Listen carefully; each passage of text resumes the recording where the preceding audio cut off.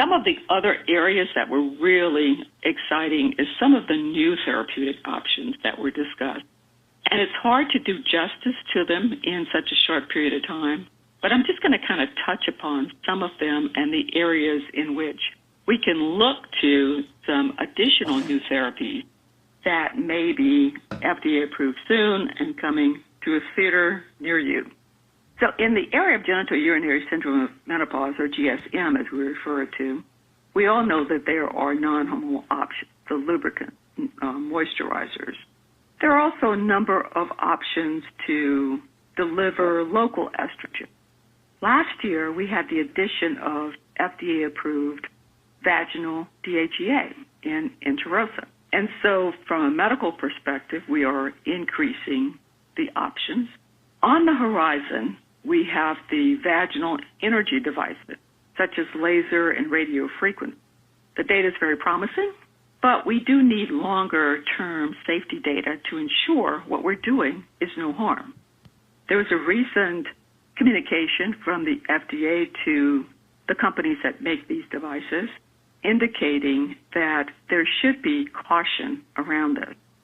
We know that currently in the United States it's widely marketed for off-label use for GSM and for what some people deem vaginal rejuvenation. Well, ACOG and other organizations have discouraged this term. There are ongoing clinical trials, and they demonstrate improvement in vaginal mucosa thickness within 4 to 6 weeks of using energy devices, which is on par with what we see with vaginal estrogen. But it opens an option for patients who may have a contraindication or a fear of using any sort of hormonal product. So in current day use, there's no mechanism to report adverse outcomes with the current energy devices such as vaginal burns, scarring, chronic pain, and pain with sex. So there was a caution to consumers that we really need more safety and long-term data, and that's just not yet available, but hopefully coming soon. In the area of vasomotor symptoms, which we know is a very common complaint in perimenopausal and menopausal women, we have a combined 17-beta-estradiol and micronized progestin in one pill that is currently completing their clinical trials and hopefully will get FDA approval soon. So look forward to that. In the more sort of pipeline area, Dr. Susan Reed from University of Washington presented on a potential new non-hormonal option for the treatment of vasomotor symptoms. And that therapy would use what is known as the KNDy receptor pathway. The KNDy neurons are co-located with the estrogen, progestin, and androgen receptors in the arcuate nucleus. So when there is hyperactivation of this KNDy neuron, it is known to cause hot flushes. And the receptor releases neuropeptides like kisspeptin or neurokinin. The NKB activates the KNDy receptor, and dynorphin inactivates the KNDy receptor. So the new therapeutic options will be in the area of NK3 receptor antagonists to inactivate the NKB. And that has some tremendous potential advantage, particularly for patients where there is a contraindication to using systemic hormonal options.